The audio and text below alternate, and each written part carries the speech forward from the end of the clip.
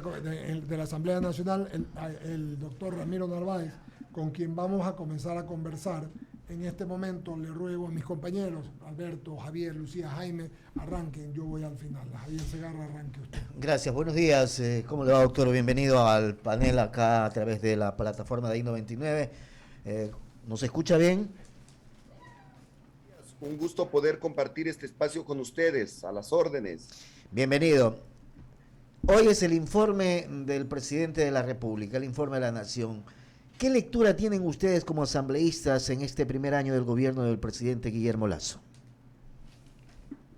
Bueno, un criterio muy personal es que el presidente Guillermo Lasso aún no ha podido evidenciarle al país la implementación de las ofertas de campaña. Ha manifestado que ha tenido que poner primero la casa en orden y que eso le ha impedido iniciar con los proyectos que él ofreció al Ecuador. Yo no estoy tan seguro de que si el camino que ha tomado actualmente lo va a llevar a efectivamente cumplir con esas promesas que realizó.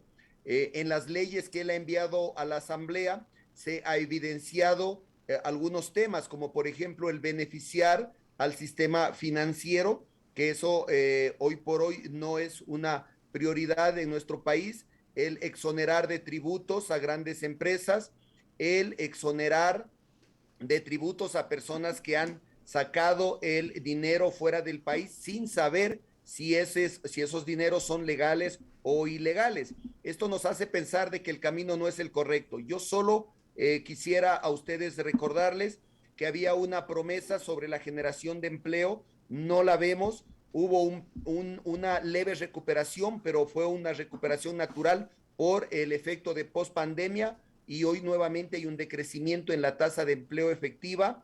Los jóvenes bachilleres no han podido ingresar a la universidad de una manera justa, equitativa, y algo que me preocupa de sobremanera, es el tema de la salud.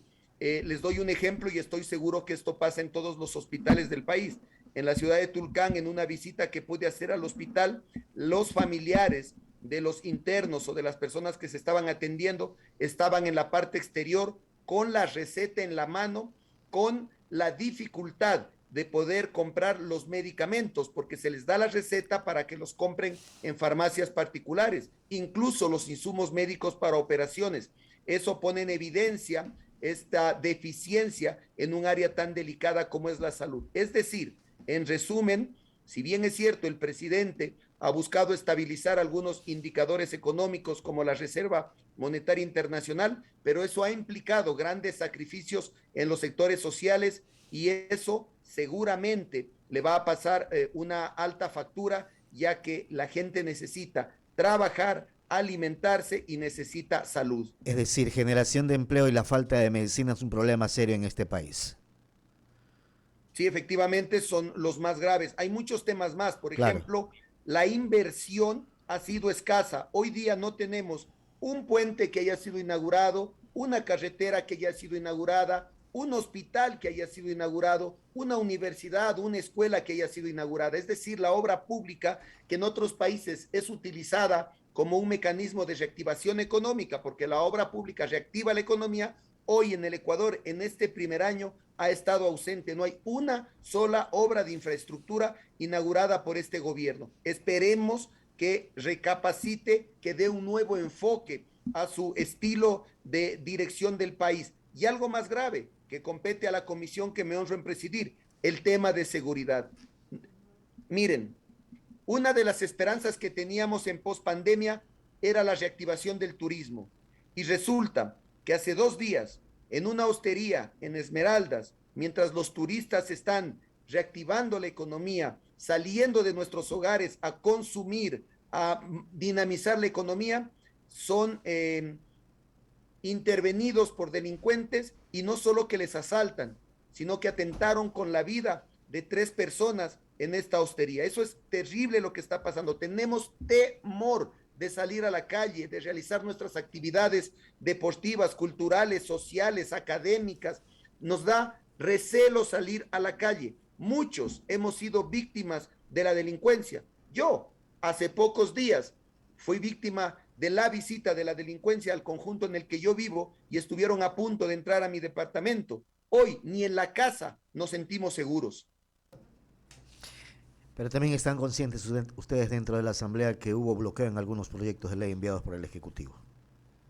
Sí, efectivamente hubo bloqueo en aquellos que golpeaban al pueblo ecuatoriano. Por ejemplo, en la ley de desarrollo económico y régimen tributaria que entró por el Ministerio de la Ley, hoy día, y les pregunto a aquellos que se vieron afectados por el incremento en el impuesto a la renta, hoy día la clase media paga impuestos altos, extremadamente altos, pero no sucede lo mismo con las grandes empresas y con aquellos que tienen grandes fortunas. Un ejemplo, en esa ley se eliminó el impuesto a la renta, perdón, el impuesto a las herencias, que afectaba a una población muy pequeña del Ecuador y que tiene grandes recursos. Eso no ayuda a la reactivación económica, pero la clase media sí estamos pagando más impuesto a la renta. Los artesanos se acercan todos los días a decirme, Ramiro, ¿cómo puede ser posible que en una época de crisis, en donde las ventas disminuyeron por la pandemia y por la crisis económica, pero sin embargo, hoy pagamos más impuestos? Los artesanos,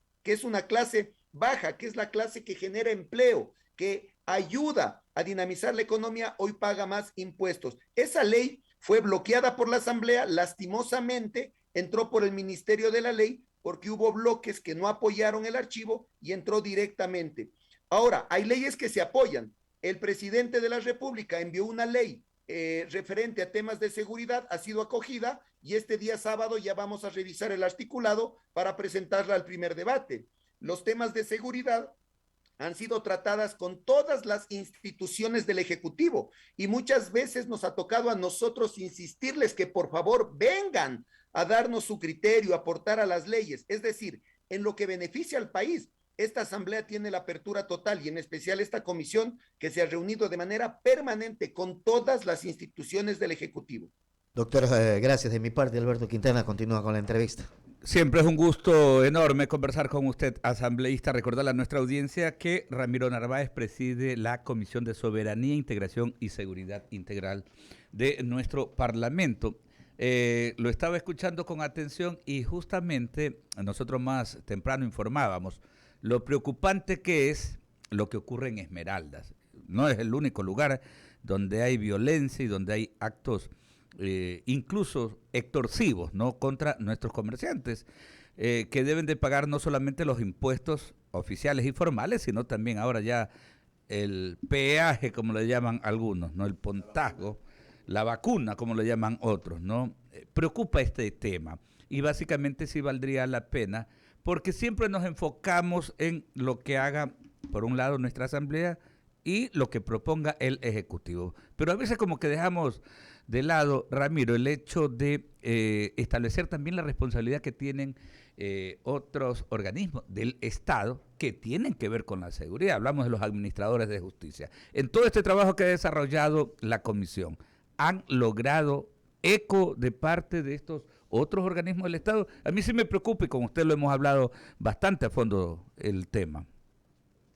Sí, mire, nosotros vemos algunas reacciones en el Ejecutivo, acciones esporádicas, aisladas, no responden a un plan integral, pero por lo menos vemos ya algo de reacción. La división del Ministerio de Gobierno en Ministerio del Interior para que se encargue de la seguridad y otra área se encargue de la política, creo que es positiva. Hoy el ministro del Interior ha mostrado una preocupación de que trabajemos de manera conjunta en la creación de leyes. Ese es un buen síntoma de que el gobierno está reaccionando, pero todavía falta. No ha solucionado la crisis carcelaria, no ha construido la política criminal que ha sido una exigencia de esta comisión porque está en manos de él.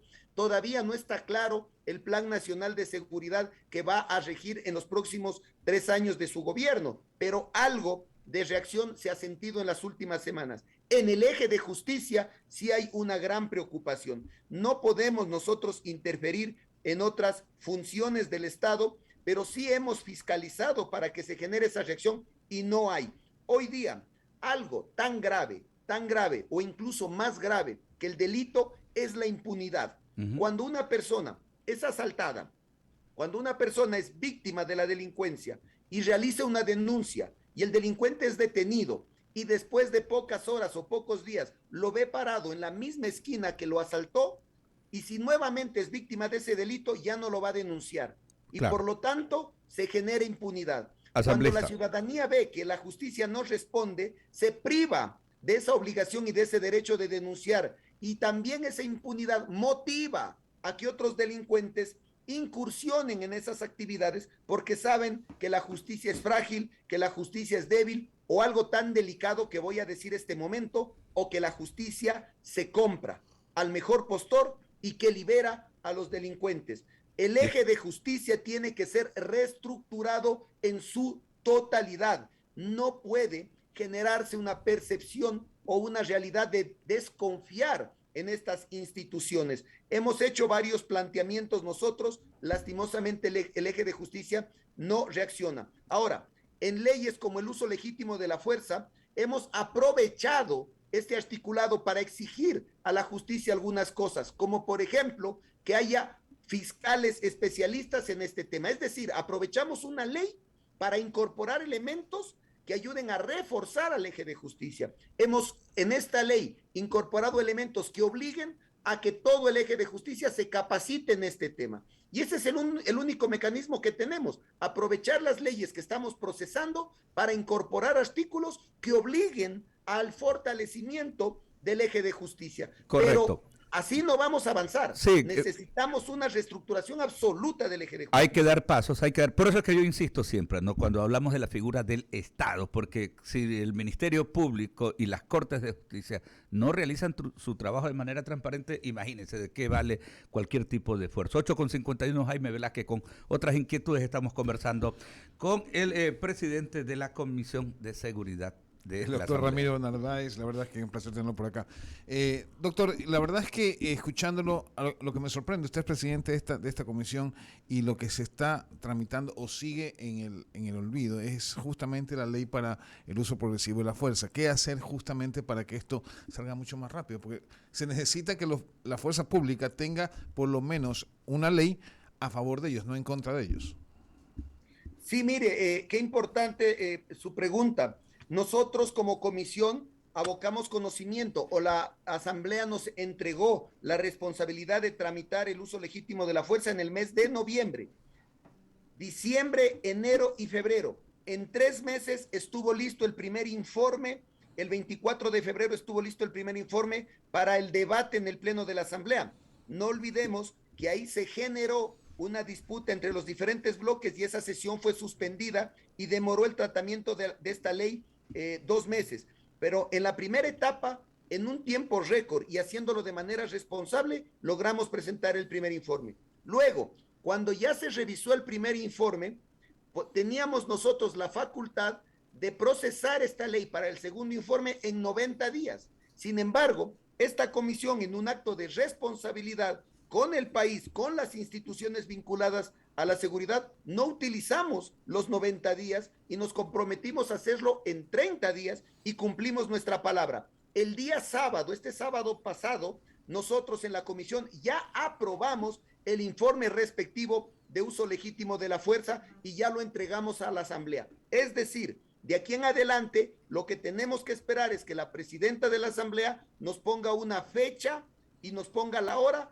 para que esta ley sea debatida en el Pleno de la Asamblea y enviada al presidente. Es decir, en un tiempo récord, pero haciendo las cosas de manera responsable, hemos entregado al país una ley legítima, una ley bien construida, una ley metodológicamente realizada que va a servir a fortalecer a las instituciones. Y solo quiero aprovechar este espacio para comentarles que para esta ley invitamos a más de 40 instituciones para recibir sus comentarios y observaciones. Recibimos a representantes de más de 55 instituciones en comisión general y procesamos más de 850 observaciones, propuestas, comentarios a esta ley y también trabajamos con organismos internacionales como las Naciones Unidas y tenemos ya sus comentarios previos respecto a esta ley. Esta ley, en el caso de ser aprobada, se va a constituir en un referente para toda la región, en un referente para Latinoamérica por la calidad de su contenido y por el cumplimiento de los estándares internacionales que son una exigencia para el Ecuador. Ojalá que esa ley lo que realmente se quiere es que apoye a la fuerza pública, que es lo que necesitamos hoy en día, ¿no? Porque la verdad es que se han tomado más o menos un año entre buscar todos los consejos de todos los organismos y toda la cuestión y que salga esta ley. Todavía no sale, esperemos que salga pronto y es lo único que el Ecuador está esperando. Adelante, Lucía. Gracias, Jaime. ¿Cómo le va, asambleísta Ramiro Narváez? Es importante, quiero especificar sobre esta ley porque además se ha incorporado algunos elementos. Primero, que haya fiscales especializados en los casos de uso legítimo de la fuerza. Y segundo, que los jueces tomen en cuenta medidas sustitutivas para que el policía pueda defenderse en libertad. Esto es muy importante, asambleísta. Explíquenos un poquito, por favor. Sí, mire, ese tema es uno de los que más interés me ha llamado en lo personal, que es garantizar los derechos de los policías. Primero, si un policía, para salvar una vida de un ciudadano, dispara y es procesado o investigado por haber utilizado esta herramienta, hemos procurado de que la prisión preventiva sea extremadamente excepcional y que él se pueda defender en este proceso de investigación en libertad. Así es. Hemos asegurado que no se afecten sus derechos laborales, que tenga auspicio legal, que tenga un seguro, que en el caso de que algo pase con el policía en el cumplimiento de su deber, su familia quede protegida, que el eje de justicia esté capacitado para diferenciar estos casos. No es lo mismo que un delincuente mate a un ciudadano a que un policía dispare para salvar una vida contra un delincuente. Deben ser analizados estos casos de manera diferencial. Todos estos elementos están incorporados y lo que buscamos es que nuestros policías tengan mayor tranquilidad de actuar y que tengan la conciencia y la seguridad de que el Estado les está respaldando en esta función. Hemos eliminado o hemos clarificado algunos mitos urbanos, como por ejemplo, de que primero tenía que disparar el delincuente para que después dispare el policía. Así es. Eso queda totalmente aclarado y no es así. El policía, para salvar una vida de un ciudadano o su vida propia, puede utilizar el nivel de uso legítimo de la fuerza que él considere necesario en función de la amenaza. Y es que sin duda, pues, el eje de justicia tiene una gran deuda con el Ecuador y debe ser reestructurado. Sigue con más preguntas mi compañero Ramiro Cepeda. ¿Cómo le va, tocayo Ramiro Narváez? Ramiro Cepeda le saluda. Aquí hemos conversado bastante y yo creo que es erróneo hablar del el uso legítimo de la fuerza. Lo que hay que hablar es el uso letal de la fuerza. Que ya el policía tenga la tranquilidad de poder disparar, como le enseñan, porque usted en los polígonos de tiro, si usted dispara a la cabeza tiene una puntuación, si dispara al corazón tiene otra puntuación. Los predisparan para que el uso sea letal y la puntuación va por ese lado. Y lo hemos conversado, o sea, si alguien levanta un arma contra un policía, no merece vivir. No lo dije yo, lo dije el doctor Eduardo Peña Triviño en una ceremonia policial cuando era vicepresidente de la República y suscribo. O sea, ¿hasta cuándo no amparar al policía que no sale a matar a nadie, pero sí sale a defender a la ciudadanía y que cuando se produce un incidente tiene miedo de accionar? Pues todo lo que ha pasado, más de 1000 juicios contra estamentos policiales, ya nos hablan de por qué lado flaquea la justicia. Sí, efectivamente, con esta ley se clarifican estos temas. El uso legítimo de la fuerza tiene 6 niveles. El primer nivel es la presencia física del policía. El segundo nivel es el contacto visual con el delincuente y la verbalización, como por ejemplo, alto ahí, deténgase. El tercer nivel es utilizar la fuerza física para neutralizarlo. El cuarto nivel es una utilización de un arma no letal y después se permite la utilización de un arma potencialmente letal y el sexto nivel es la utilización del arma letal. ¿Por qué es importante esto? Porque no en todos los casos se tiene que llegar al sexto nivel. Si un delincuente está robando en un local pero no está armado, el policía no puede dispararle y matarlo porque no está armado. Lo que cabe es neutralizarlo o utilizar un arma no letal. Pero si el delincuente está armado y tiene su pistola en la mano y atenta contra la vida del ciudadano o del policía, el policía puede partir o puede utilizar directamente el sexto nivel, que es disparar. ¿Para qué? Para salvar la vida del ciudadano y para salvar su propia vida. Hoy queda claramente establecido. Que, asambleísta, voy a ser irónico. Esto de la etapa progresiva del primer nivel, segundo nivel, parece que fuera un proceso de enamoramiento. Primero te saco a pasear, después vamos a bailar, y no estamos en eso, discúlpeme. O sea, si viene alguien y está robando, y digamos que el policía es un poco gordito y el asaltante tiene estado físico, no me diga que van a estar de igual a igual porque el otro no tiene un cuchillo o no tiene un revólver. O sea, sabe que el policía debe saber que puede accionar con violencia, con todo el peso de su autoridad ante una agresión a la ciudadanía. Discúlpeme, lo demás está de más. Eduardo. Sí, Ramiro, aquí es importante aclarar y yo comparto su criterio, pero por eso tal vez no fui muy claro, pero el tema es el siguiente. El policía no necesariamente tiene que seguir ese proceso de manera cronológica.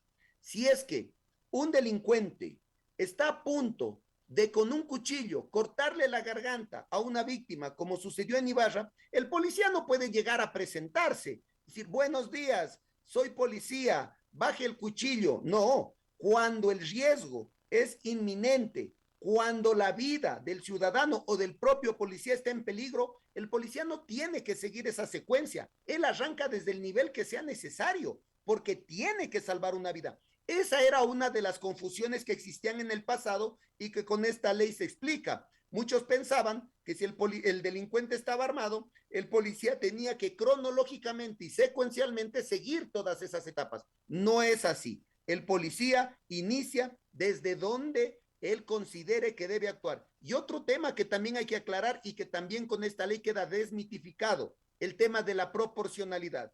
Se manifestaba en el pasado que si el delincuente tenía un cuchillo, el policía tenía que actuar con un cuchillo, que si el delincuente tenía un bate, el policía tenía que buscar algo similar. No es así. Si el delincuente tiene un cuchillo y va a atentar contra la vida de un ciudadano, el policía puede disparar para salvar esa vida. Todo esto y esa preocupación que Ramiro ha manifestado, con esta ley queda esclarecido y va a dar mayor tranquilidad para que los policías puedan actuar. Son las 9 de la mañana, un minuto, saludar una vez más. Estamos conversando con el doctor Ramiro Narváez. Él es asambleísta por la Izquierda Democrática y presidente de la Comisión de Soberanía, Integración y Seguridad Integral. Hoy debe ser una de las comisiones más importantes por todo lo que estamos viviendo en el Ecuador, en especial esta pobre ciudad que tiene tantos problemas de seguridad como los tiene. Lo he escuchado con atención, mi querido doctor, y me alegra todo lo que nos ha dicho, ¿no? Porque me pone a pensar que, bueno, en tiempo récord se logró, ojalá hubiera sido así también con la ley de comunicación, que tiene durmiendo el sueño eterno desde el año pasado, pero en todo caso, como se dice, vamos a hacer lo segundo mejor. Hablemos de esta ley y ustedes decían antes, y aquí va mi pregunta, que la ley está lista para presentarse al Pleno. La comisión ya la pasó el sábado al Pleno, ¿verdad? Eso es lo que le entendí. Correcto, ¿verdad? Sí. Es decir, mañana 25 podría perfectamente ponerse en el orden del día y tratarse, ¿verdad? Sí, la presidenta puede convocar con 48 horas de anticipación a las sesiones del Pleno. Ok. Con 48 horas de anticipación. Porque ¿sabe qué? ¿Qué diablos le importa al Ecuador quién o no sea presidente de la Asamblea? Pero sí le importa que no siga muriendo la gente. Estas nimiedades entre unos y otros lo único que hacen es que la gente pierda fe en la Asamblea y diga, no vale la Asamblea. Entonces, si ya usted dice una buena noticia, esto ya está, se hizo en tiempo récord, se publicó, lo lógico es que enseguida se proponga que esto se trate de inmediato para que le den paso y podamos tener por lo menos un respaldo de una ley que ayude a la autoridad a mejorar las cosas en bien de los ecuatorianos que caen todos los días víctimas de cualquier tipo de delincuencia, de la común hasta la otra, Ramiro, ¿no le parece?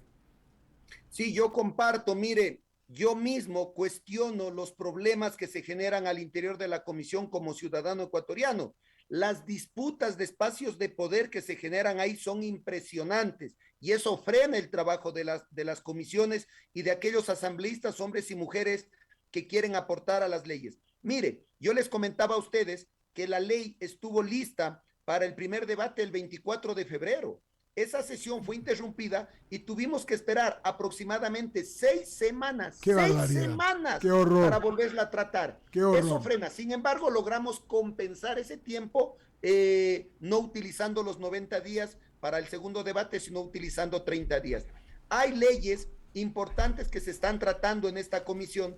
Por ejemplo, el tema del personal y disciplina de las Fuerzas Armadas, que nos puede ayudar mucho para fortalecer a esta institución, el tema de la seguridad privada, que tiene más de 80,000 efectivos y que pueden ayudar en algunos aspectos a coordinar con la Policía Nacional, porque ellos están presentes en muchos territorios del país. Esta ley es fundamental.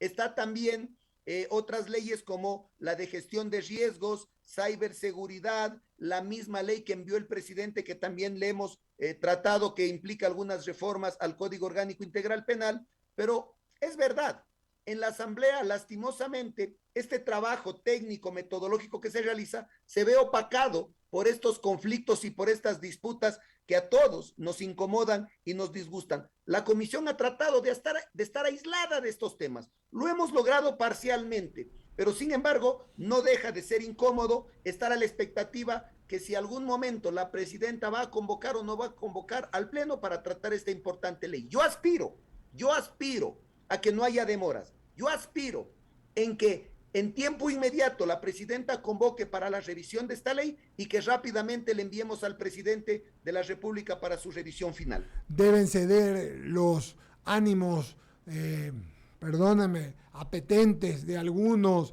de quererse quedar con las comisiones y con nombrar a las autoridades y darle paso a una ley tan importante como la que usted está diciendo. Ahora, me refiero que hace unas 3 semanas yo hablé de 2 temas aquí. No son mis ideas, pero las tomé. La una del abogado Mario Velázquez y la otra del doctor Jorge Alvear Macías. Ambos abogados, Jorge Alvear editorialista del Diario del Universo y constitucionalista, y de Mario Velázquez penalistas. ¿Por qué Ramiro Narváez? Porque, por ejemplo, Mario Velázquez decía que ante la falta de elementos de la policía, porque el gobierno ha dicho, nos faltan 43,000, 44,000 policías. Entonces, la idea podría ser hacer tipo lo que en los Estados Unidos se llama la Guardia Nacional, llamar a los reservistas, entrenarlos y ayudar. Esa era una idea, no me pareció mala. Pero luego Jorge Alvear, y es la que usted dice, Ramiro, me dice, hay 80,000 guardias privados. Si de los 80,000 guardias conseguimos que 10,000, 15,000 estén bien entrenados y se les pueda dar una dotación, me refiero luego de un entrenamiento, para que puedan ayudar a las Fuerzas Armadas, como bien dice usted, podríamos ayudar a que podríamos concretar mejoras en la seguridad. Me parece una idea buena, la habíamos dado así, yo no había conversado de eso con usted aquí al aire, pero sigamos con la idea, Ramiro, porque vale en bien de la sociedad. De lo que se trata es de preservar la vida y la seguridad de la gente, porque el problema de la delincuencia no solamente, primero es la vida y todo lo que representa, segundo, la vida y todo lo que significa, pero lo segundo es que va contra la reactivación económica, porque nadie quiere salir, ayer me decía alguien, me dijo un amigo para poner un restaurante a medias, yo no quiero, porque me van a asaltar, me van a matar. Entonces, de esta forma, si tomamos muchos elementos, como el que está diciendo usted, y quizás la idea que estoy dando, podamos brevemente y rápido conseguir tener más elementos disuasivos en la calle y de esa forma poder de alguna manera por lo menos dejar que la gente tenga algo más de seguridad y no vivir en este miedo social, en esta zozobra que estamos viviendo, Ramiro. Sí, mire, aquí 2 aspectos fundamentales. Primero, el déficit de policías. Muchos hablan de un déficit de 8,000, otros hablan de un déficit de 20,000 y otros hablan de un déficit mayor. Pero el problema, efectivamente, es lo que usted ha manifestado.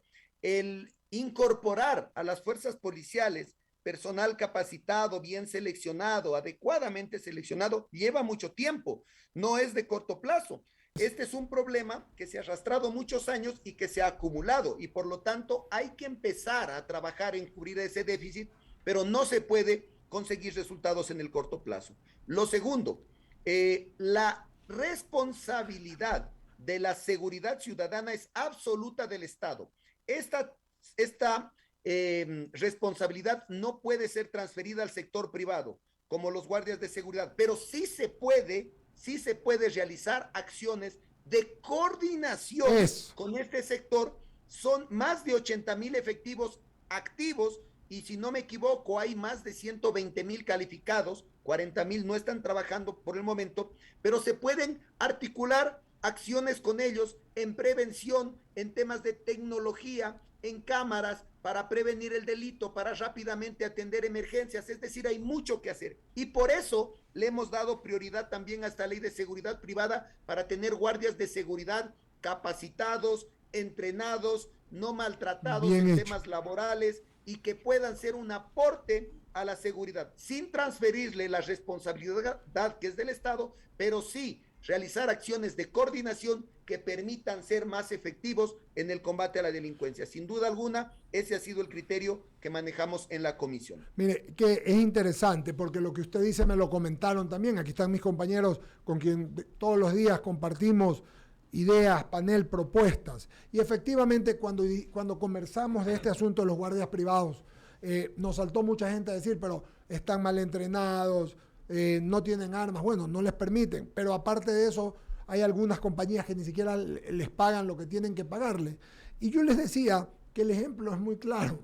Al momento que estuviera la ley, se puede hacer como se hizo exactamente, perdónenme, la parodia, porque es una parodia, o el símil, más que una parodia, el símil, como se hizo en la Liga Pro. Equipo de fútbol que no tenga al día a su gente, sencillamente pierde puntos, 1 y 2, no juega y pierde hasta la categoría. Entonces, se puede buscar un camino de esta forma para que ayuden, como bien dice, y haya más elementos en las calles. Porque, le repito, lo que está viviendo la ciudad, lo que está viviendo Puerto Viejo, Manta, lo que está viviendo el Ecuador, Quito, es un tema de terror. Y, ¿sabe qué me dijo alguien ayer? Una persona mayor de 85 años me dijo, y sabes que lo único que falta es que estamos comiendo aquí en casa y se metan, vengan y nos den bala aquí por coger algunos, se equivoquen o lo que sea. Entonces, sí veo yo que hay una pelea desigual, y esto sería una forma quizás de moverlo, de darle dinamia para que puedan haber más contingentes de guardias trabajando con los policías en la calle en algunos sectores, o lo de la reserva, que tampoco es una mala idea, si se la hace así como está diciendo usted, rápido, porque dirán después que no está listo el reglamento, Ramiro, acuérdese, dirán que falta el reglamento y esto seguirá durmiendo y demorando. Ok, sigue por favor Jaime y Ramiro. Javier, ¿tienen todos? Allá, sí, allá. Tenemos, sí, seguimos con nosotros. Gracias, Eduardo. La verdad, doctor Narváez, la verdad es que estaba tratando de buscarle una lógica a la exposición, y en el sentido de que siempre se trata de normar o regular a los que están legalmente autorizados a portar armas. Mientras tanto que el delincuente, que no respeta nada, se le hace consideraciones y se le da los derechos a este delincuente. ¿Por qué ese concepto cuando lo que tiene que privar es el bien común? Es decir, la sociedad se ve atentada cuando una persona rompe las reglas. Esa persona que rompe las reglas debe ser tratada con la mayor firmeza del caso. Es decir, si así tenga el señor la intención solamente de coger algo que no es de él y le dan un balazo, le estoy diciendo bastante crudo y gráfico, el policía pues lo está haciendo para proteger ¿qué cosa? A la sociedad. ¿Por qué el victimario, es decir, el delincuente, tiene más derechos que el ciudadano? Eso es lo que no me explique y no entiendo el concepto. Quisiera, doctor, que usted nos explique por qué se ha tergiversado el concepto de que la sociedad tiene menos derechos que el delincuente. Sí, mire, es un debate muy amplio, y lo que yo quiero manifestarles es que hay que buscar el justo equilibrio. Por un lado, no podemos nosotros dejar desprotegidos a nuestros policías para que puedan actuar frente a la delincuencia, pero por otro lado, no podemos permitir que esta herramienta en algún momento determinado se constituya en una amenaza para la sociedad y se generen, por ejemplo, abusos y muertes extrajudiciales. Eso sería inaceptable. Hay que buscar ese justo equilibrio. ¿Qué otros elementos hemos incorporado para buscar ese justo equilibrio? Hemos incorporado en esta legislación a las Fuerzas Armadas. Las Fuerzas Armadas antes no tenían como facultad el uso legítimo de la fuerza. Hoy ya lo tienen. Y no olvidemos que las Fuerzas Armadas hoy día tienen entre sus funciones el control de armas y la custodia de las fronteras. No olvidemos que los actos que generan mayor violencia son las armas y son las drogas. Si nosotros fortalecemos a las Fuerzas Armadas y hacemos una custodia adecuada de nuestras fronteras, los índices de seguridad sin duda alguna van a bajar radicalmente. Y también hoy las Fuerzas Armadas, en facultad de sus funciones, pueden los 365 días del año estar presentes en todo el territorio ecuatoriano buscando el mecanismo para hacer un control efectivo de armas. Sin armas, la violencia disminuye significativamente y en ese punto también hemos enfocado nuestro trabajo para tratar de no armar al pueblo ecuatoriano, porque aquí yo les voy a dar un criterio muy personal sin el ánimo de generar un debate o armar una polémica. Yo estoy en contra de que los ciudadanos ecuatorianos porten armas. No hay que armar al pueblo, hay que desarmar a la delincuencia, y los esfuerzos que haremos para que la delincuencia sea desarmada son todos los que podamos hacer a través de la ley. Y para terminar, quiero manifestarles lo siguiente: las leyes son importantes, pero son una herramienta complementaria a la obligación que tiene el presidente de establecer la política pública. Mañana podemos tener la mejor ley del uso legítimo de la fuerza, pero si no es debidamente aplicada, si no hay los presupuestos, si no hay un plan de acción efectivo del gobierno, la situación no va a cambiar. Las leyes por sí solas no solucionan los problemas del país. Son un elemento importante que complementa la política pública del presidente y el trabajo que hace el eje de justicia. Es decir, solo con un trabajo de una de las funciones del Estado, esto no va a cambiar. Necesitamos que todos cumplan con su labor. Nosotros estamos generando las leyes. El Estado, el Ejecutivo, tiene que garantizar la implementación adecuada y la justicia tiene que actuar para que cuando no sea adecuadamente utilizada no haya impunidad. Ese es el trabajo en equipo que debe generarse en este país. Consulta antes de que se vaya, que sabemos que tiene el tiempo contado. Su comisión hace algunos meses tuvo la interés de iniciar una investigación por el supuesto suicidio del ingeniero José Augusto Briones en la cárcel 4. ¿Cómo ha marchado esa investigación? Ayer se cumplió un año de ese hecho trágico que ha pasado solo como una noticia trágica y no como un proceso que se debe de investigar a fondo. Imperdonable e inaceptable. Las bitácoras de información no son claras. No hay cámaras y la muerte de este ciudadano que estaba en proceso de investigación no queda claramente establecida. Incluso muchos presumen de que no se trató de un suicidio.